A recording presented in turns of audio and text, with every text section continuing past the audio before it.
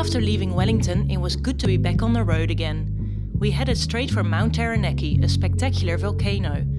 Driving through the beautiful forest that surrounds Mt Taranaki, we eventually got to the parking lot, only to find the peak of the volcano covered in a thick blanket of clouds. Ryan Little. So it was time to hit the road again. We followed the Forgotten World Highway, which proved to be one of the most beautiful parts of New Zealand. The landscapes along the way were out of this world. We camped a night in a small town, and the next day we drove on through a narrow tunnel, nicknamed the Hobbit's Hole, and after that through a gorge with high walls on either side of us. The road was unsealed and full of sharp stones, but we made it through without flat tires. When we arrived in Tongariro National Park, we were kinda disappointed. On our drive up to Mt Taranaki, it was completely covered in grey clouds. But then we saw some blue sky, and before we knew it, the sunshine brightened the scenery.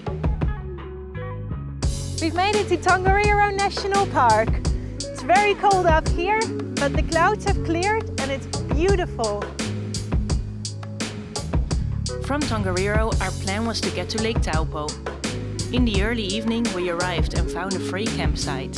We cooked dinner and made a plan to check out the natural hot springs the next day. We hadn't showered in 4 days, so we were super excited. And it proved to be absolutely amazing.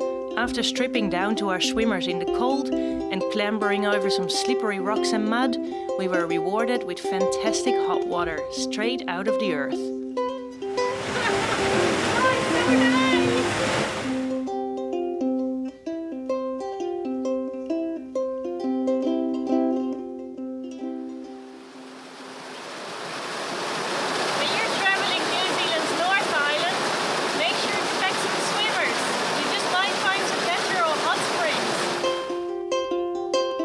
What a great adventure this was, something we had never experienced before. To feel this warm water on our skin after days of traveling and no showers, and just being there in nature.